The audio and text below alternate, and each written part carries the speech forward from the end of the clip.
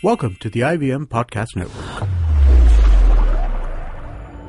IVM Likes is an IVM production, and if you enjoy listening to our pop culture discussion, you should check out our brand new show, Bollywood Scene Stealers. Hosted by journalist Indu Mirani, who sits down to chat with Bollywood's most famous character actors like Ranveer Shori, Satish Kaushik, Gulshan Grover and more.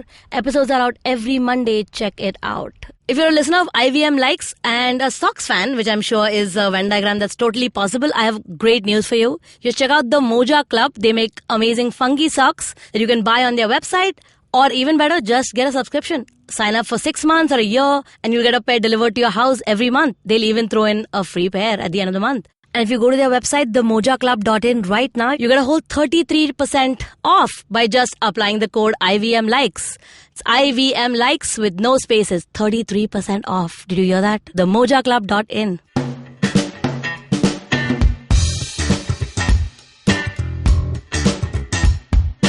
Hey, welcome to IVM Likes. I'm Mae and I've got Sharanya and Josh here in the house. Yay, I'm back. And I'm back with the Thomas siblings. Yeah, the Thomas siblings. It's the first time you and I have been on a show together. Yeah, weirdly enough. It's quite exciting. I'm excited. Are you excited? A bit.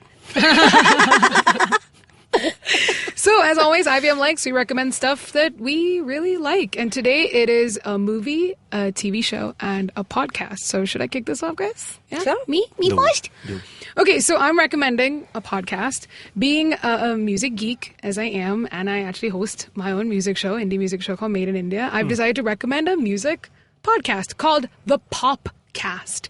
Basically, New York Times music critics come together and they talk about pop music. There's a guy called John Perellis and John Caramanica who both host at different times, and they get either other music critics who from the New York Times itself, or people. I think in the last episode I'd heard they had someone from Vice. They have random whoever's to come and discuss. Every week they talk about either the latest pop music news, new songs, big upcoming artists, and so on. So the one that I heard more recently was how do you solve a problem like the Chainsmokers? And it was basically about the fact that they'd put out an album and they ripped into them so eloquently. It was kind of awesome. And it's such a deep dive because they are critics. It's such a deep dive. They genuinely want to understand what makes these guys so popular. Understand, I think in the MTV Music Awards as well, there was they're just really, one of the Chainsmokers, I mean, they are male chauvinistic is the also right word. generic white boys. You can't tell them apart. I can't even recognize them, honestly. I have no idea who's in the band. Yeah, they're just two dudes. Yeah, I can't recognize their songs except that one annoying one.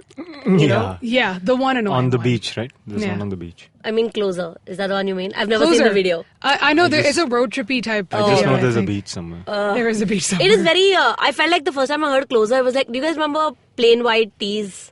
Yes! They had a song called Hey There Delilah, which is just dumbass romance that makes no sense. Pretty much. And he's like, oh, you're on the other side of the world. Closer is exactly that, right? We're so broke, but we're in love or something. Oh, yeah. Pretty much, it's like, baby, hold me closer in the backseat of your Rover. Yes. And your mattress is like your roommate that you stole your mattress. Like, what the hell? Your roommate? Jeez, guys. Jeez, mean. But all their episodes are really interesting. I just like their take on music just in general. Like these are just some of the episodes that they've had. How Chuck Berry became a rock and roll mastermind, or Drake changed hip hop sound. Can he change the business? Which is because he released not an album, like his latest release was like a playlist. Harry Styles and John Mayer, pop blues poster boys, and what they have in common. And another one, which is the greatest trick Ed Sheeran ever pulled, was convincing the world he was an underdog. That's another. I really expected to be he was talented. Yeah.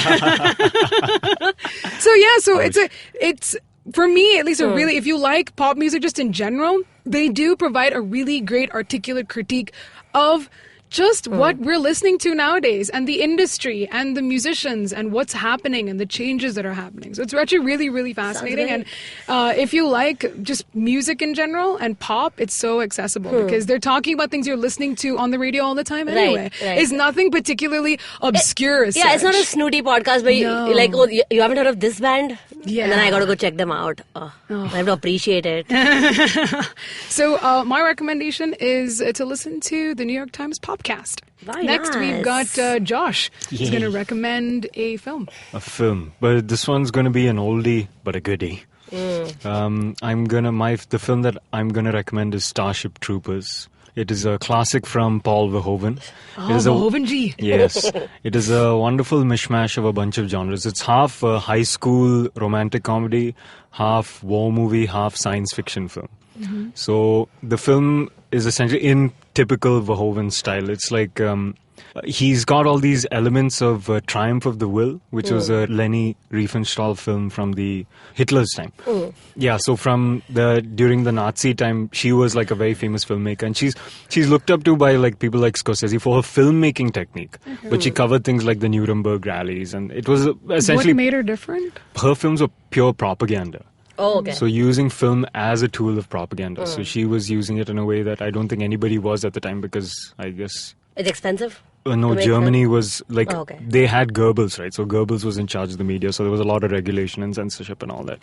But the point being that Starship Troopers is done in that way, like it's sort of celebrating fascism, but not really, because Verhoeven is constantly poking fun at it as well. And he also does some mad things in that he gets, some of the officers have coats that are based on SS uniforms. Whoa. And this is in an American movie, Yeah. and these are American characters, Yeah.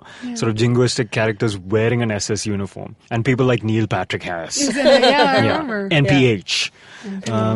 But yeah, so there's basically it stars, I can't remember the main guy's name, but it stars Denise Richards. Oh yeah, hair flaunting. Yeah, That's but all I think of her. her Yeah. character in the film is actually really interesting, because she goes like full career. She doesn't give a shit about her guy, and she's like manning the starship, and it's quite exciting. But the point being that it's this weird, it's one of those science fiction films where I've never seen like a rom-com and a science fiction film, like a war movie science Yeah. fiction kind of put together. And I think Verhoeven does it really well. And it doesn't seem like... it seems all in place. Yeah, Oh, okay. it doesn't seem out of place at Yeah. all. And it's hilarious also. Some of the bits are damn funny. But interesting little tidbits from the film. There was one scene where there's like a full naked shower. Yeah. And the actors would not do it unless the crew was also naked. So everybody had to be naked for that That's scene. a great idea. Yeah. So that was one interesting little tidbit. Also, another thing is the script itself is based on a book called Starship Troopers. But that book is really fascist. So Verhoeven, I think, had read like the first couple of pages, chucked it, and then just wrote his own script. Well done. So it's not really based on the book. Yeah. It's like a parody of the book Yeah. in movie format. More Or kind of less, like, yeah. I've not really read the book, but I just made a film called Yeah. Starship But Troopers. it's got action. It's like a great science fiction Bollywood film, man. But just Hollywood version, because it's got love triangle and everything. So Wow. Starship Troopers, highly recommended. It's so funny because some weeks ago, I recommended a Verhoeven film too. What did you? L, yeah. There we Yes. go. Producer had mentioned it. So thank you. It's like the Thomas Siblings, guys. siblings recommend Verhoeven. We're just basically Verhoeven G. We do love you a lot. He's awesome. He's too awesome. So now, Sharanya, it's your turn. Yes. So I just came back from a vacation, and I was feeling like I couldn't get into something super serious. So this week, the show Leftovers, The Leftovers on HBO. It's a really serious show, and I wanted to recommend it because they ended the show last week. But once I started watching the season, it was so goddamn bleak and beautiful, but bleak. I was like, I can't right now. It'll ruin my vacation high. So I'm going back to like an old show, which is like a comfort show I have called Superstore.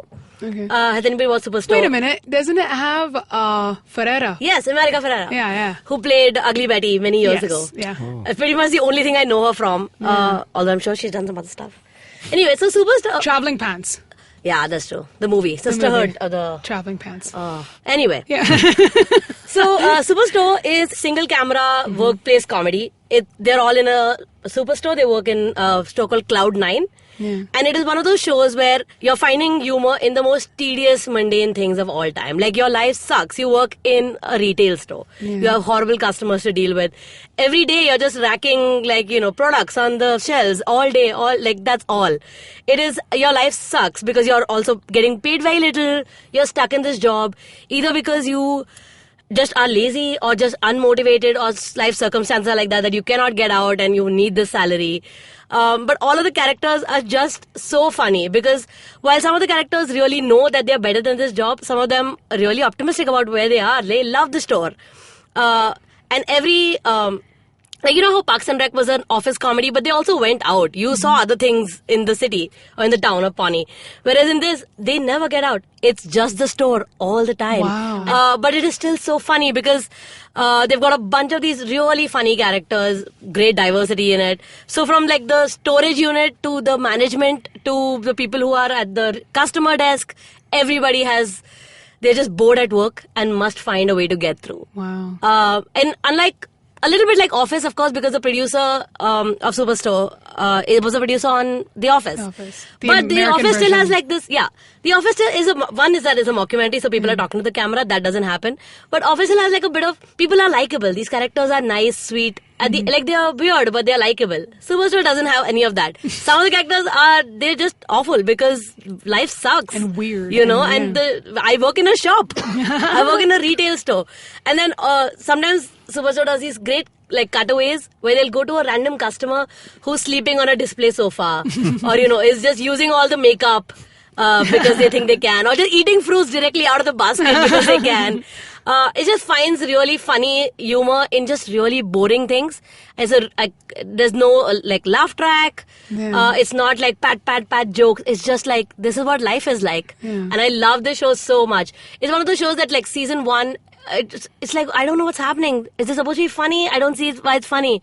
But like halfway through that and halfway through like what season 2 was, which is spectacular, they just became like a really funny, like ensemble cast. Every character is funny. All of the situations, even some really stupid situations like, you know, the manager has to fire 5 people from work.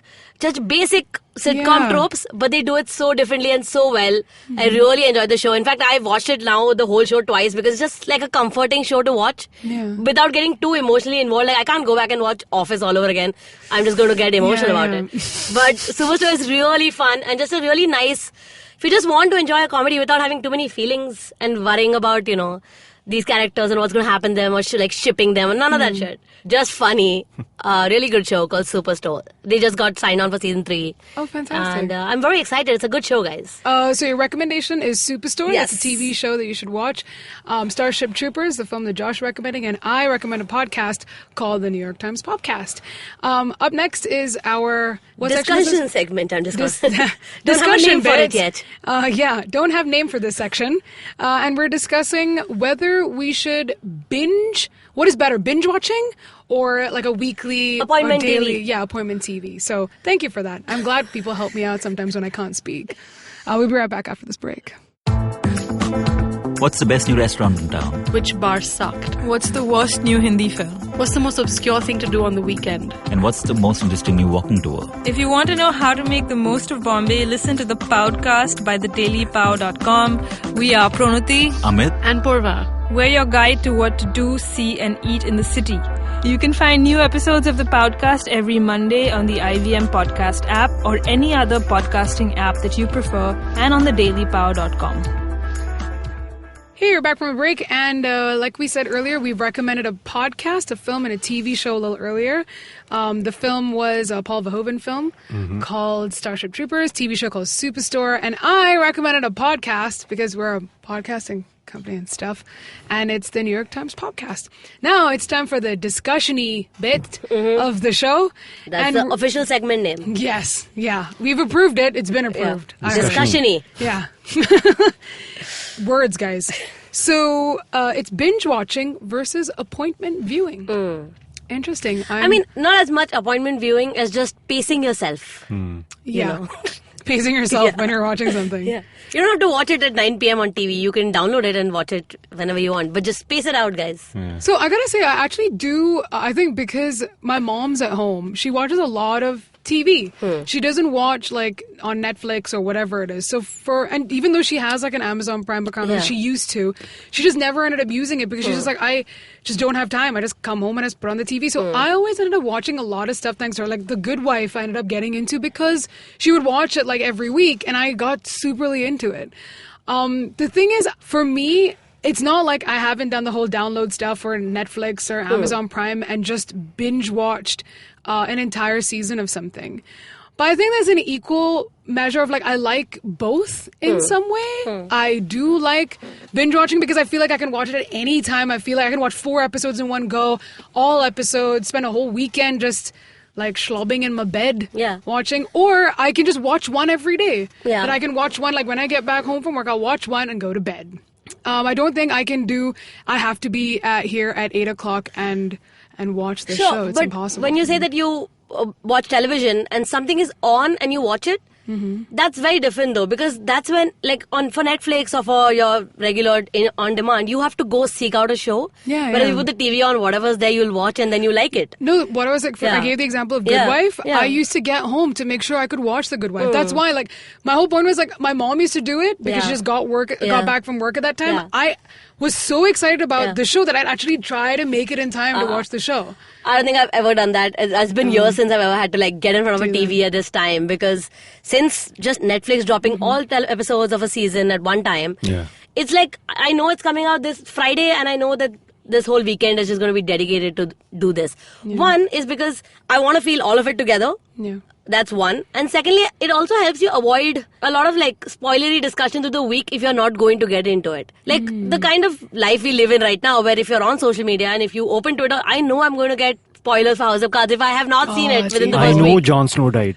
Right? I've never seen Game of Thrones, and I know he died. How can you have avoided this? Everybody knows Jon Snow died. Yeah. I didn't know.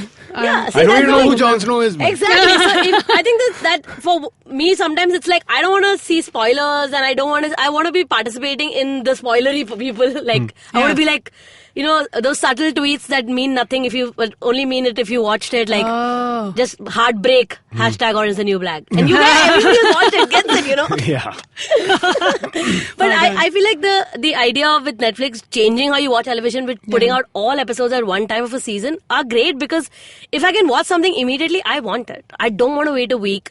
And it's not that I didn't do that, I did that with a lot of shows like Breaking Bad and all of the shows that we watched when they were on. And that was great too. I mean, I loved the show, but if I could have watched all of them together, I would have loved that more, I think. Yeah. What do you think, Josh? For me, I thought it was interesting because we were having a discussion about this earlier. And one thing I remember about The Wire was that when it was being broadcasted on HBO, it had really low ratings. But I think it was after the box set came out, it did really well. And people, you know, that's when it really came into its own. Yeah. That was one thing. And also this other thing about... So currently I'm watching 2 shows where they finished 4 seasons. Orphan Black and Orange is the New Black, which almost sounds similar. I get confused myself. But both these, like Orphan Black is going into the last season. Orange is the New Black is just the 5th season. But there's been so much time between seasons that you kind of like have lost interest or investment in the characters, you know? Like for like the big ending for Orange is the New Black, now you're supposed to feel a certain way for the 5th season. But, you know, like other You've still people... gone past it. Yeah, we already felt it the last season and we it's like- processed that information. And now that, you know, that character is now, you know, whoever's played that character is now doing other shows, and now you're seeing her in those shows, you know. So it's like, I love the fact that we're trying so hard not to spoil this. No spoiler. I Like, we're get not it, going to put a Josh. spoiler. I get who you're talking about. I get it. So there is a spoiler right there for end of season 4. Something is going to happen. You know it now. But point being that you lose that kind of because there's a large gap, you lose investment in the show. Yeah, And I then, get that. but then the one advantage that the weekly broadcast has is that there is a lot of anticipation for the show. Yeah. So there's a lot of discussion, a lot of speculation. It's like all these fans sort of getting excited about it, you know, which is that kind of hype is also nice to be a part of. You know? I get that though, but I do say like the problem with weekly stuff, I enjoy it, and in fact like say a season is 20 episodes, that's 20 weeks you're living with the show. That's a lot of time and investment, so that's very different from a weekend you spend with the show. But I think the thing about binge watching is that sometimes because an episode is available, like if I start watching a show on Netflix, I don't know, I haven't heard much about it, I'm not sure about it. I watch a couple of episodes, I'm not feeling it, but because I have the episodes available to watch, I'll be like, okay, let me give it a chance, and like I'll watch a couple more episodes and maybe I'll get into it.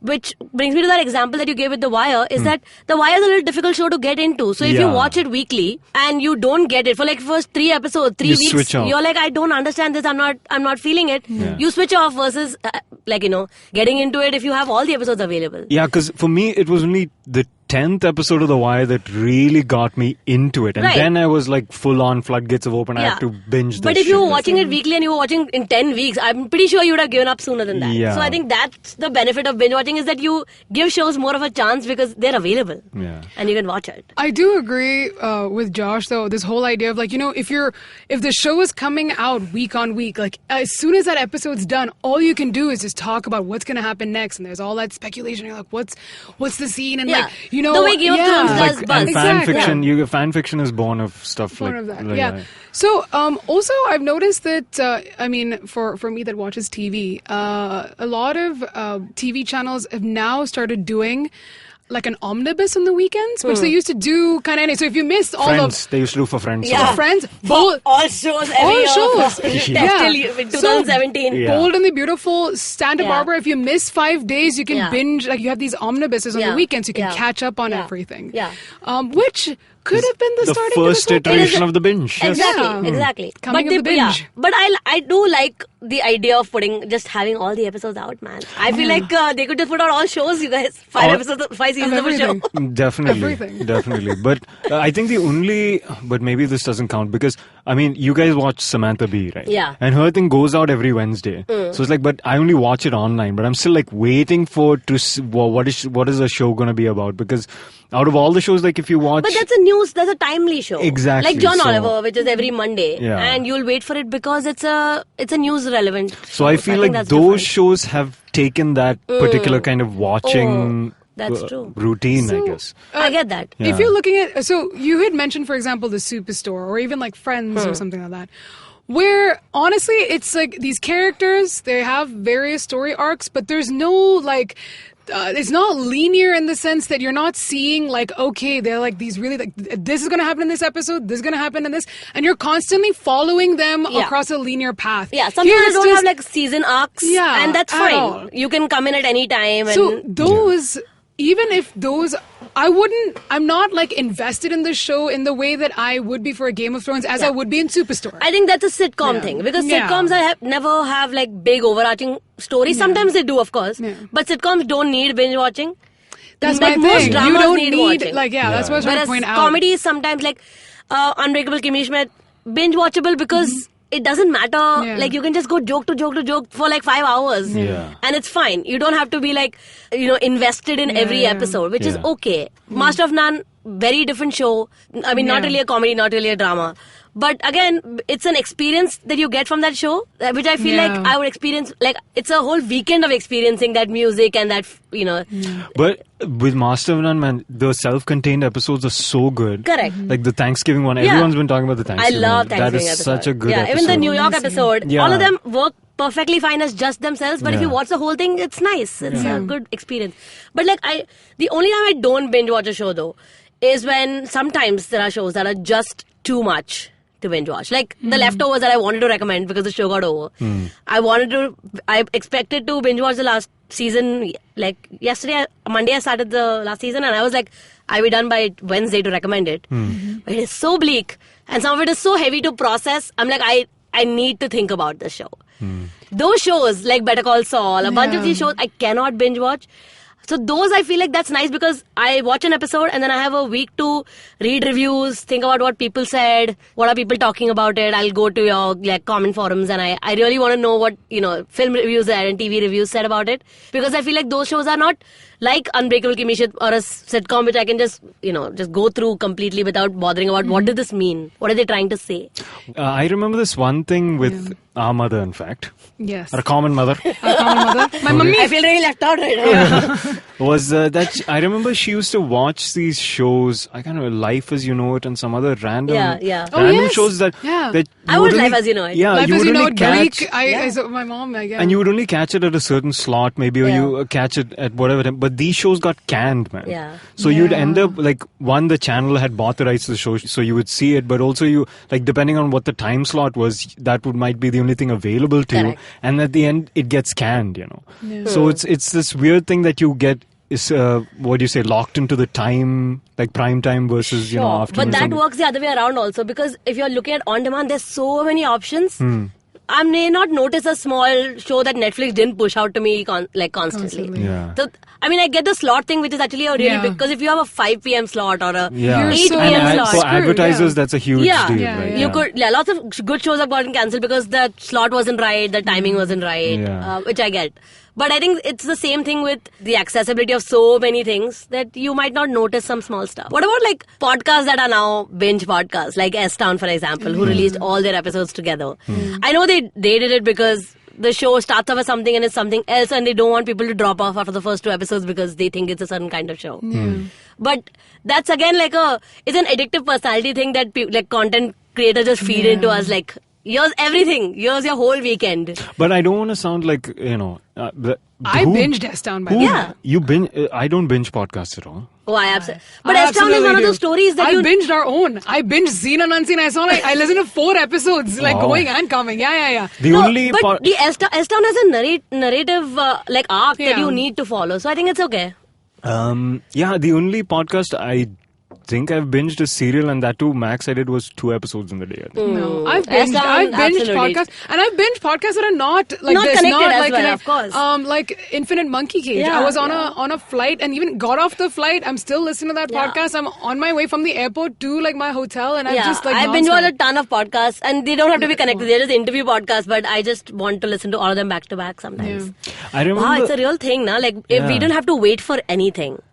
On demand, man. Power of on demand. Yeah, I love it so much. Because my parents sometimes do this, like, why are you spending a whole weekend watching this when we used to have to wait for TV? And I'm like, I don't have to wait, and that's my privilege in this life, is that I'm not going to wait for content. Do you remember looking up TV listings, man?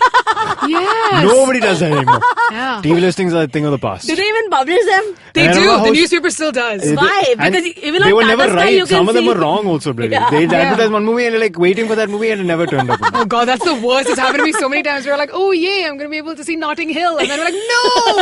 Why am I watching something that's not Notting Hill? And then Burp TV Guide was a big thing with me. I know Burp that. TV. Because their listings were pretty good. Yeah, but I mean, now the TVs just give you your DTH cable gives you listings. So you can easier. scroll through the whole thing, see what is next, what's I don't next, think what's I know next. anyone who goes to the newspaper to find listings. Why? Yeah. But that's the thing. So it's like now with on demand, like you don't have to wait to what But this does time. it kill a little bit of discovery then? No. No, You no. know, Not gotta at all. tell you I don't know. I feel like it's possible that it could. But for me, it's actually, I discover more stuff because I have, I've paid for it. So what else is on it? Let me watch everything. If anything, I think the only fear would be like that whole Facebook algorithm thing, in that you're getting pushed into like an echo chamber of the same, and not really getting a kind of broader. I don't think that I happens. don't know if that. Because, I don't know how these people do things read work. a lot, and like now have like there are websites dedicated to TV reviews and stuff. So you would find other stuff. But when I'm on Hotstar watching Malayalam films, I will look at what they're recommending and I will just click it blindly. Blindly Nice click it. Just believe poster, them. nice write-up. Because half the time these write-ups are so bad also. yeah, You just wanna- synopses are awful. you just want to sometimes. watch it really. Yeah. You know what? One more thing of this like sort of binging and on demand. One of the things that I was pointed out to me when I got like Amazon Prime is that you have a chance to like in the middle of the episode, if you like that song, there is like this like transparent sort of like menu that crops up. You can see all the actors in the scene, trivia from that like making of that That's scene. only what on song- Amazon's, like, originals. Wow. So you get a chance to see all that. So the song that was in that episode, I was watching Man in the High Castle. And in that, they give the entire history and background of like why, like in this particular era of like World War II, they matched the jackets of these. Like, it was incredible. You got so much detail of like why they put this scene in this particular way, how they fashioned the whole thing, and you're learning as you're watching, because I was always like at the end of everything I'd start doing all my research of like, oh my god, how'd they make this and how did that scene happen and why did they pick this song and that kind of thing. But that's like DVD commentaries, man. Commentaries used to be good. You This know, is live. like as a child, like you know how when you and your sibling get like the same dessert or whatever, and then I choose to eat all of it at one time, and my sister saves it slowly, eating it for a week of just candy for like it lasts her a week, and then she gets to enjoy it a whole week, whereas I got to enjoy it like that 1 hour. Yeah. I still prefer that though, because I just got more of it at one time. It's just an extension of the binge. Yeah, and I feel the same way with like I mean, candy of course is happiness, but like even watching sad shows, I want to watch a week and feel sad and get it over with. I want to cry for a whole week. I don't want to cry for like months together. That seems too much. That seems like way too much investment. A weekend I can do. Like one Saturday, Sunday, just a whole season. I'll weep and I'll be fine. Yeah. Much better. I like having your own pace. I don't mind that. Man in the High Castle, I ended up watching for like 2 months. And Oh, wow. yeah, because I couldn't watch it. I also don't have time in life. Only I'm like, I don't have time to just binge. I wish I had all the time in the world, but so busy, too many plans. Too many so plans. popular. It's tough. Tough What a stuff. celebrity this is. Sitting with us, oh my god. I hate you guys so much. So that was IVM Likes. We were talking about binge watching versus appointment viewing. I'll just quickly wrap up with our recommendations. I recommended a podcast called the New York Times Popcast.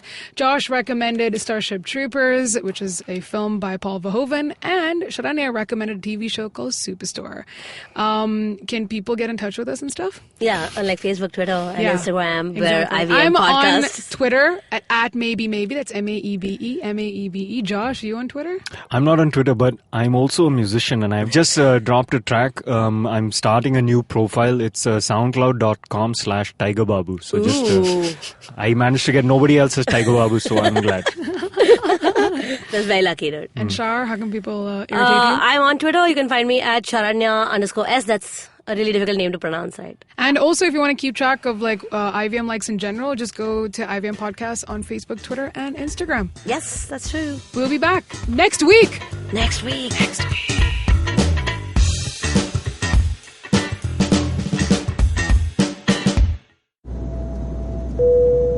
Good evening, ladies and gentlemen. This is your captain speaking. Sorry to say, but there's been a slight delay due to the apocalypse having suddenly begun.